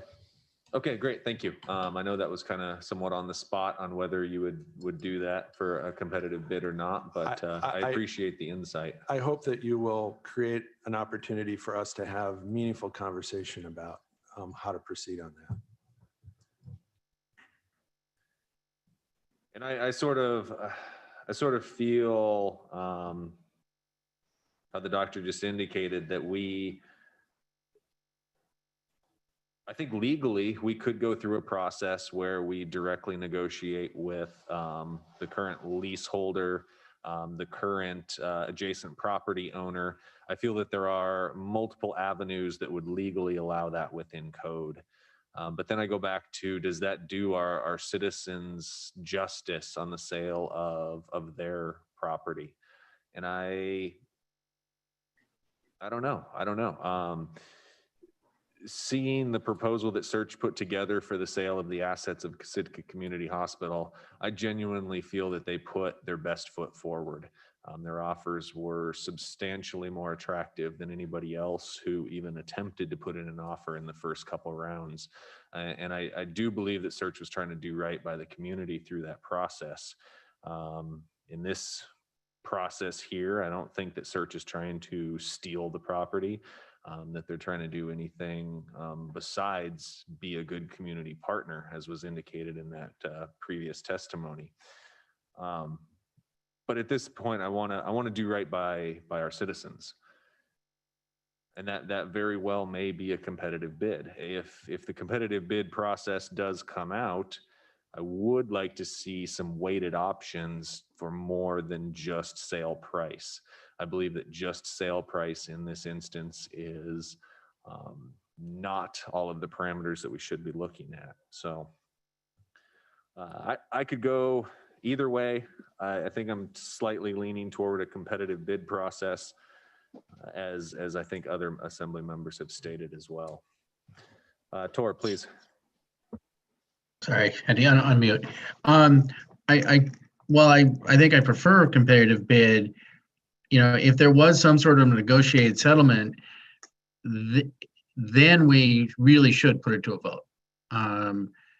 If for no other reason, to make sure that nobody or less people feel like we have once again made some sort of a sweetheart deal, even if we're not, and I don't think we would. But to say, okay, here's what's been offered, which part of the issue is we don't know what the offer is, but you know, and say, okay, should we do this? And so while I could see an avenue where we go through negotiation, then we really should put it out for a vote. So, and I have no problem, by the way, if we did do a competitive bid with a weighted system, you know, with a, and I would leave it to our wonderful staff to figure out how to do that. Mr. Mayor, once Tori's done, I'd like to speak. Yes, please. The floor is yours. So I really appreciate your comments, Stephen. I could go both ways. And I do agree that, yeah, you could make a legal argument to just do direct sale. But then you brought up what is on a lot of people's minds. You know, I think that Search has genuine interests in this town to do good, and I think there are no foul intents. But given the history and some people in the public's concern about the way the hospital sale went, as long as we do, these weighted options that can take in consideration the value that the search will be giving us, not just the sale value of the property, I think that would be probably better long term. Is if we force it through, there's going to be discontentment and concerns about, like whoever said, a sweetheart deal. I don't see anybody else very interested. I think if we are able to consider, like I said, the value that search will be given, it does in this the competitive bid, it does give them a bit of a preference, and I'm okay with that. I know Dr. Brule was pretty upset, but from my standpoint, I don't think search has any bad or malintent. I think they're trying their best and they are investing. However, it is our job as elected officials to ask questions, and asking questions doesn't mean accusations. I certainly wasn't accusing anyone, but because of, I've only been on here 2 years. I know Tor's been on many. Kevin's been on several. Mr. Mayor, you've been on, and I know from what I've been told. Now, I'm not talking about search. I'm talking about other entities over time have taken advantage of well-meaning assemblies. And I'm not, like I said, I'm not saying that search is doing that. What I'm saying is it's our job to ask questions thoroughly, openly, and in public, so that we can make sure that we get a good, honest, and fair deal. And so by asking questions, it is not accusing in any way. I'm grateful for search, and that's why I'm open to selling it. And if I had my way, I would probably do just a straight sale right to them, as long as we got a fair price. But as you mentioned, Mr. Mayor, is that I just don't think people would be really settled with that. And we want the community to be okay with it. And I don't think we need to do an advisory vote. I think we should do a competitive bid with giving points or whatever for what they're planning on doing, which is going to be very good and beneficial to this community. Thank you. So with that, how would I make a motion? And Stephen, feel free to wordsmith it here. There is a couple potential motions in the packet which could help you formulate one. All right, I moved to find that competitive bidding for this property is appropriate pursuant to Second General Code 18.12.101E, and direct staff prepare an RFP for the sale of the former Sick Community Hospitals site. I missed, Tor, I'm sorry. Did you say through competitive bid? I'm sorry, Yes, I did. Hear that. That was straight out of our packet. Okay, I'll second that. And by that, I hope that encompasses what we talked about with allowing, since it mentions an RFP, allowing for, let's call it in-kind considerations. I think we'll be able to indicate that to our administrator in the discussion part of this, most definitely. So it has been moved and seconded to find that competitive bidding for the property at 209 Moeller is appropriate, and to direct the staff to prepare an RFP for the sale of the former Sitka Community Hospital site. Is there any public comment to the motion? Seems we have a couple, please.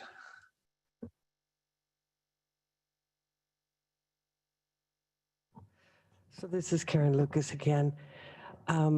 I guess I'd just like to exhort the body to try to think outside of the box. Sometimes one feels as though words fall on deaf ears.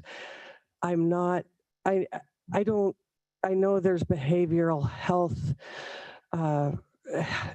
help going on at the Search Hospital. And all I am asking is that they would open a door for our youth that are struggling and addicted to walk through, as opposed to the door at the meth house, for example. And I also want to state that when Search entered into their lease a year ago, a little over a year ago, I'm assuming they understood completely what they were getting themselves into. And so when they come back a year later and tell me that there's millions of dollars of upgrades and things that have to happen so we can utilize it, that might have been better looked at prior to the lease. And so I just guess I'm asking that you would view this not only as a monetary issue, but as a health issue. This is an awesome opportunity to help people who need it, that need health care, that need help. That's all I'm asking. View it from a health perspective, not a monetary one. Yeah, I understand. It's all about the money. It always is. And if you can build a $300 million campus, one would think you could also facilitate a rehab center for our youth that need it. And that's all, that's my plea. And I hope the assembly would view it from a health perspective for everybody. Thank you. Thank you for your comments.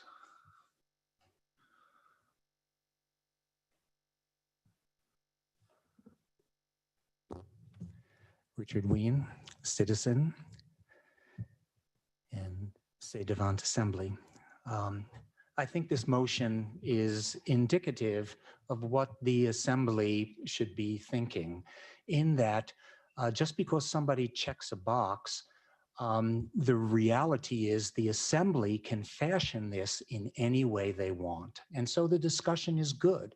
And so how this amendment goes is not as important as the fact that the reminder of the citizen's business, and that your hat is the citizen's hat, and that you can decide what you want.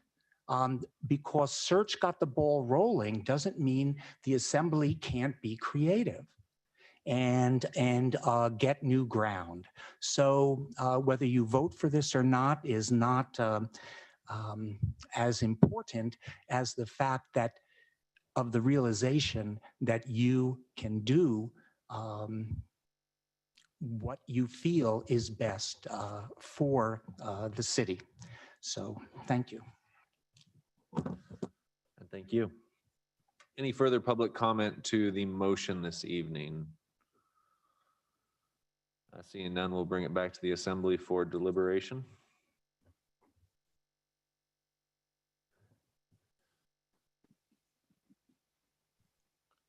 Mr. Mayor, I'll just say I'm going to vote yes on this, of course. I think this gives, between the first motion that we just passed and this, if we pass it, this gives the administrator and the staff some direction on where to go. It does not lock us into anything, but I think it sets a positive tone, and I don't think it's hurting or excluding Search. I think it's giving them a very fair chance with an advantage even, because they're planning on doing some really wonderful things. So I'm voting yes for it. And I think it also gives the citizens the knowledge that we're not just giving away the farm, that we are going to be selling this for a fair price. So thank you. Tor and then Kevin Knox. All right, just real quick. A little bit to echo what Kevin said, because we're voting this way, we have at least 2 more votes. One, to accept the wording of the RFP, which is going to be really important. And 2, to accept the results, because obviously we're going to ask them to have the RFP say we have the right to reject all bids. So just because we're voting for this now, like say the real work is going to be when we go through the wording of the RFP. Thank you. Mr. Knox? Because my comment is also somewhat of a question, I guess, to staff again, maybe Brian and also John. But it seems like going down this road then really in the end precludes us from having any further discussions with search, because if we did have any negotiating, not necessarily negotiating discussions, but just clarifying discussions with search, then we're providing, it could be seen that we're providing them, you know, a distinct advantage within the bid process. I guess I have a bit of hesitation knowing that that search has some ideas and you know, possibly a picture of what they would like to bring forward to us outside of the bid process, but you know, I guess they're also not going to want to come forward with a lot of those ideas and have them disclosed, and then, you know, put themselves at a disadvantage too in the competitive bid. Mr. Knox, the charter and the code defaults to the position that all sales of municipal property must be done by competitive bid. To make a motion that says that competitive bidding is appropriate would seem to me, in accordance with this code section, would seem to me it would eliminate the possibility of any proposer to see whether or not they could get a finding by this body of an inappropriate competitive bidding. So you've made the decision to not even consider without even having that evidence presented in front of you. And if you feel like you've heard enough or know enough, that is fine. But really, you know, like I said, competitive bidding is required unless this body makes a finding that it's inappropriate. It's not really making it shouldn't be making a finding that it's appropriate, because it's always by default appropriate to competitive bid. So splitting hairs maybe, but I guess the bottom line for what your question was is that we got this takes us to a point where I guess it forecloses the administrator from even considering whether or not inappropriateness should be considered. Thank you. Make sense? Yes, thank you. And his question brought up a question from myself, Brian, and that is the ability for the municipality to continue in talks with search. Then if we decide that this is going to be a competitive bid process, does that preclude us from having any further conversations because it might be seen as an unfair advantage?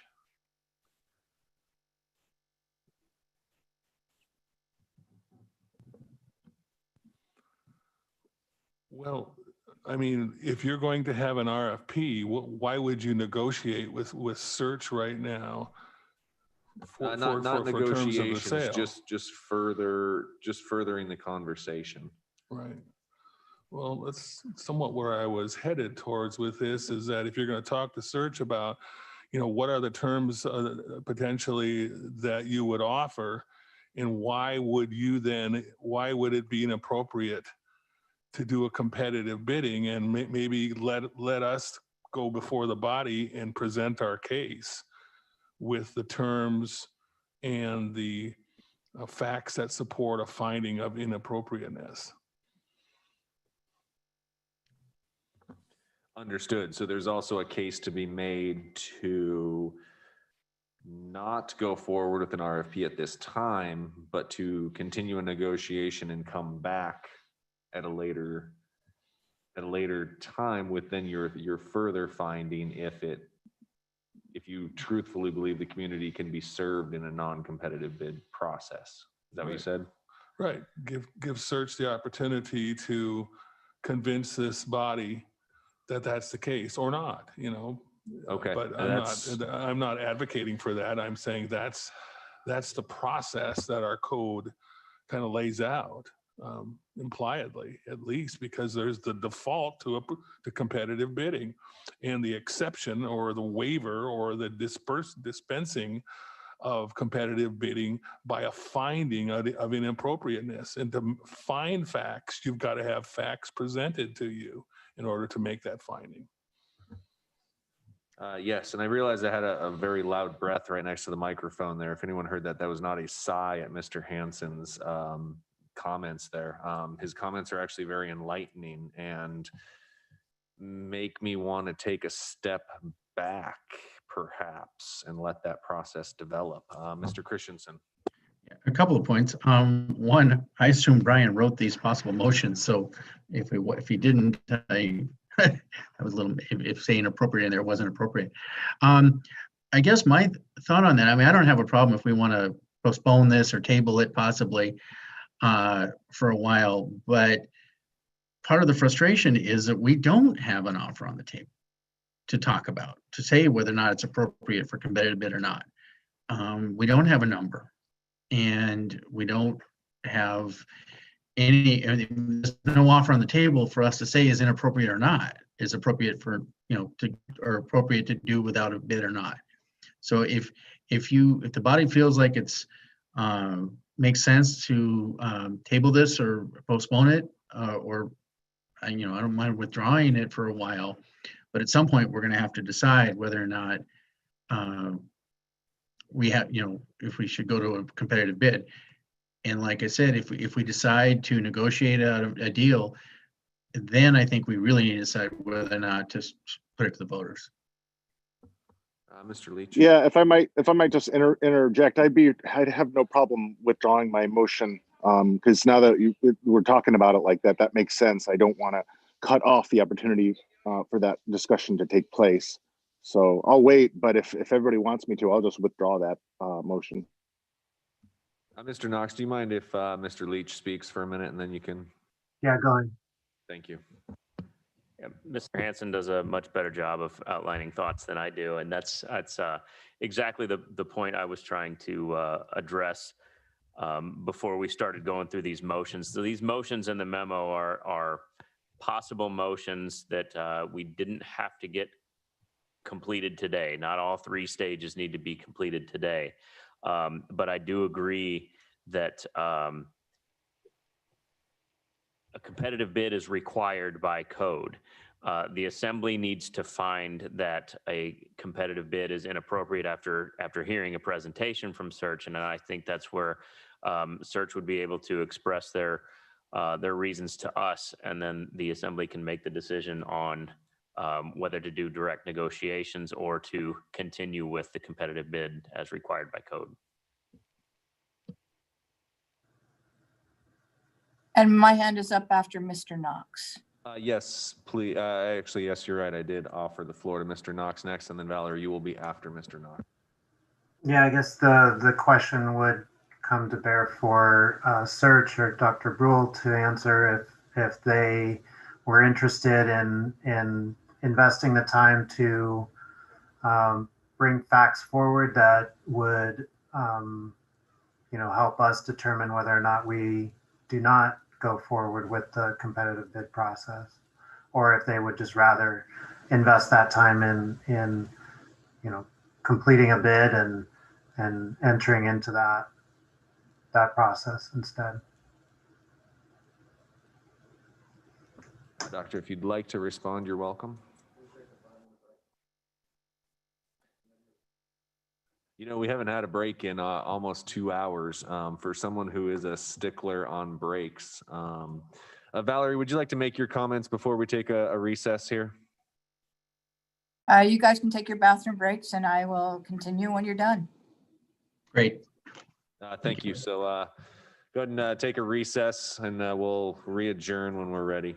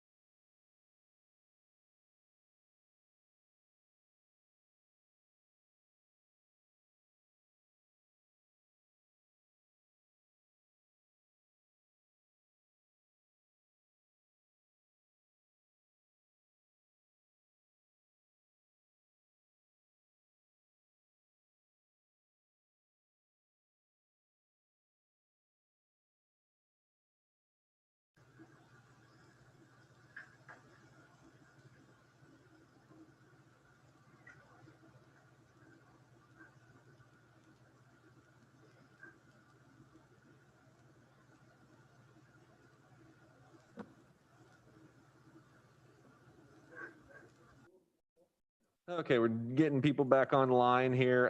Valerie and Kevin, are you both present? Yeah, I'm present.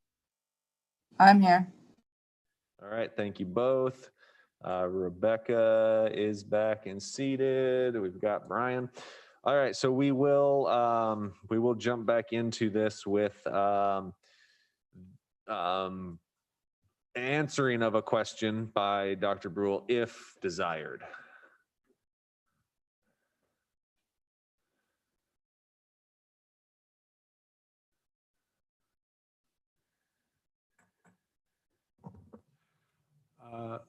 As I stated previously, we would participate in a competitive bid process if that's the direction that the assembly goes, but I think it would be premature at this juncture because of the fact that it would cut off communication between us and the city, and we'd like an opportunity to explore the facts that may or may not support the idea of a negotiated deal. So we're not really interested in creating a protracted process, but I think it would be great for us to have an opportunity to now that you've decided that you would like to potentially pursue this, for us to do some serious conversations with the city and then come back to the assembly in whatever form you would like. So does that answer Great. your question? That was Mr. Knox. I believe that answers his question. Yes, thank you. Okay. Thank you. Yeah, thank you. And then Valerie, you had the floor. You know, I apologize to Mr. Brule if he was offended by statements that I made. I'm pretty sure that that conversation was aimed at me, but I was there. I've been here in Sitka for a long, long time. I was there when our attorney got outside attorney's help to say, we didn't need to do this. We didn't need to do that. We could do whatever we wanted. We have a Sitka General Code. It says assets over 500,000, unless we change it, or 500 million now, I think it is. Or 5 million, excuse me, unless we change that now and make it 10 million. Clearly the hospital building and the land are worth that much. And I think that we owe it to our constituents to give them a vote as to whether or not to sell it. I don't think that we owe it to Search to have more time to make this sweetheart deal go through or whatever. Yeah, maybe they are doing a great job for the community.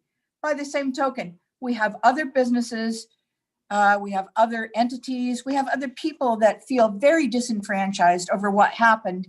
I think it was in 2018, prior to Mr. Mosier and I getting elected, about the way things were manipulated.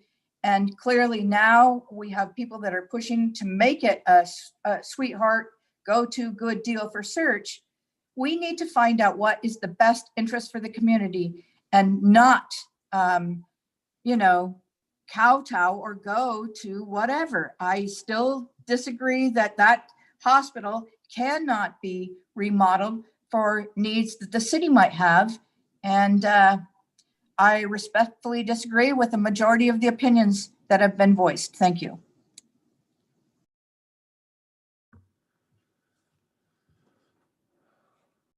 So there's a motion on the floor to go forward with competitive bidding and then to prepare an RFP. We've heard what sounds like compelling arguments that some of the assembly has warranted further conversation on perhaps voting this down, adjourning our meeting for this evening, and allowing Search an opportunity to present a case on why they feel that if they can present a strong enough case that competitive bidding in this instance may not be correct.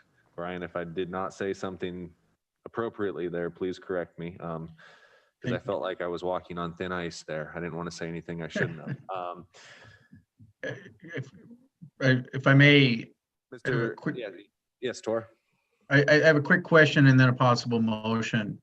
And the question is maybe for the administrator on how much time they would need to talk to search. And then what I was considering making a motion of is to postpone this until, I'll say, the first meeting in January. And that way it's still out there. It's just postponed. And of course, in that time, if search wants to put an actual proposal together, that's something we can look at. And it's just an idea, and the time, again, depending on what the administrator says, I'm not at all wedded to that timeline. I think there are a lot of questions and a lot of information in there. I would say I can move as quickly as we're both able to. There's a lot of options we can take. Some of those might be getting appraisals, both of us getting appraisals. That could take some time with the availability.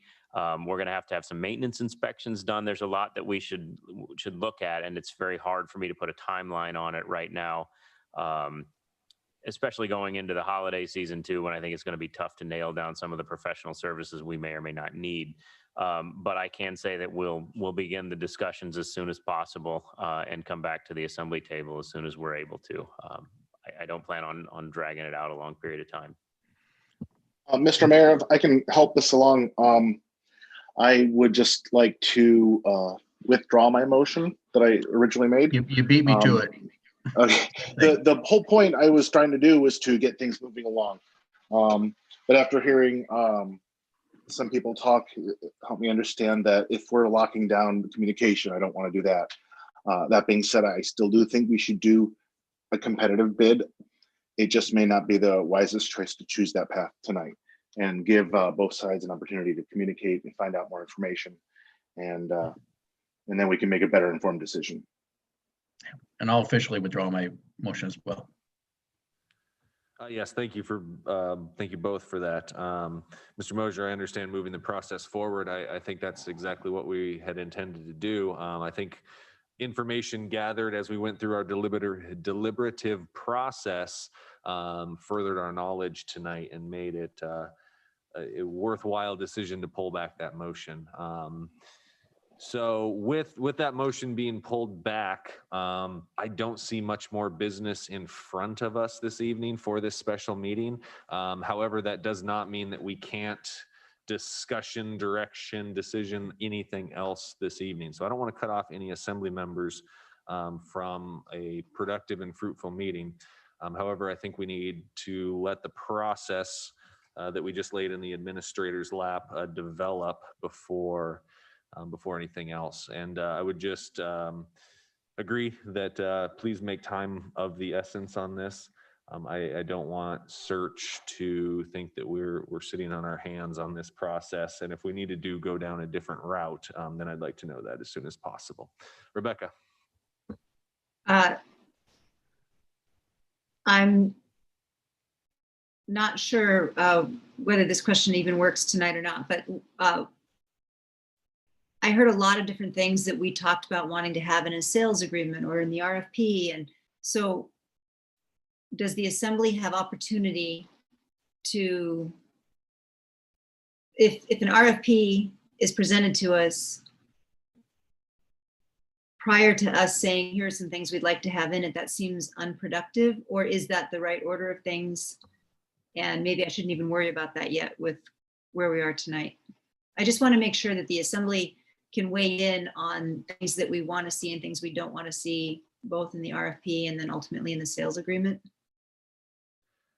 Agreed. And John, step in if you feel you need to on this. But from my perspective, we will hear a response back on the question we just posed for our staff and search in regards to a competitive bid process.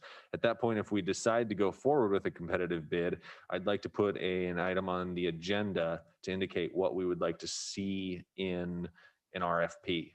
That way we can come to a consensus, and more than just one person can then direct an item. Mr. Leach can then prepare an RFP for submittal out to the world, and then we can approve that. Yeah, I'll just add that RFP, if even appropriate, will be a couple steps down the road. I think the next step, the next thing the Assembly will see is some results of the discussions that I and my staff have with Search's staff, and the Assembly will get the opportunity to weigh in or make a decision on the appropriateness of continuing on or not continuing on with a competitive process. Does that make sense?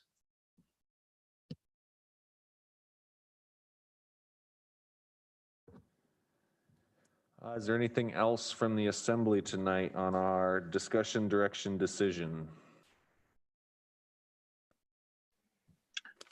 I'm good. Thank you for asking. Hearing none, that will move us on to, we'll want to thank the Assembly and Search representatives and members of the public who braved the weather to come out tonight for your fruitful and great discussion that we had tonight. I feel like in this last couple hours, we did get a lot of business accomplished, which is great. And we have some marching instructions to go forward now. So thank you all for that.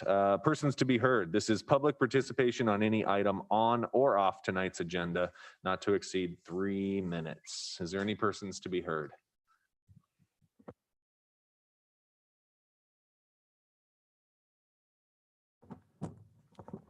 Good evening, members of the Assembly and Mayor.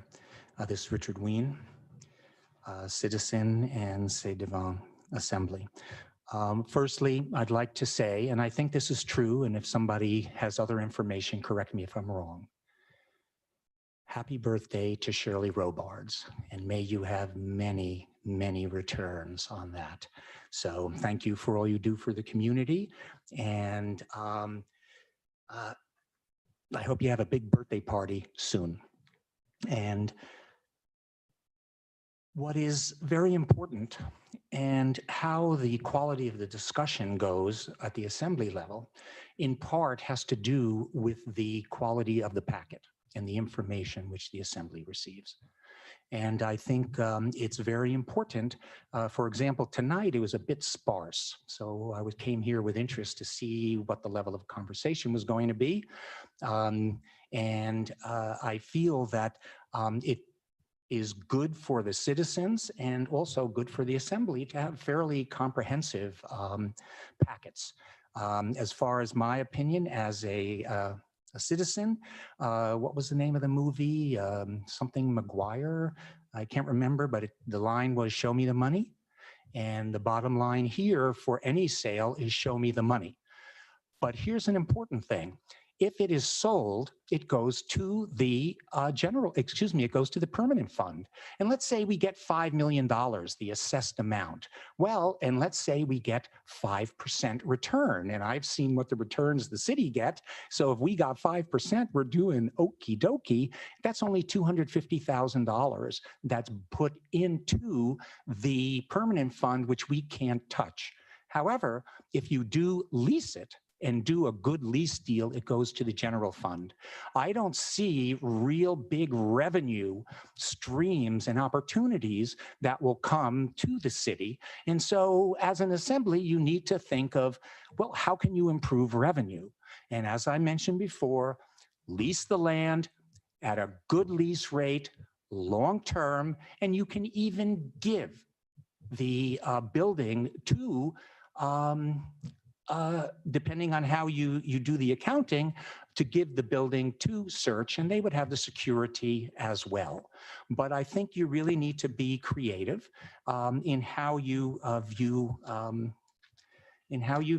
going forward. And just a negotiating tip. When you get a 17-year-old on a used car lot and he sees a 57 Corvette, the salesman knows and consents that he has a sale, and there's very little that he won't get for that machine. And the truth is, the information, one more sentence, the information presented tonight by Search indicates they really really want the building. And I think it is important for their future, but that is also a negotiating point. And 57 vet is a thing to admire. Thank you. Thank you for your comments this evening. Any other persons to be heard? Any item on or off tonight's agenda? Seeing none, that moves us down to adjournment. Move to adjourn. Second. All those in favor say aye. Aye. All right. Aye. Opposed? Seeing none, we are Bye-bye. adjourned for the evening. Thank you. Good.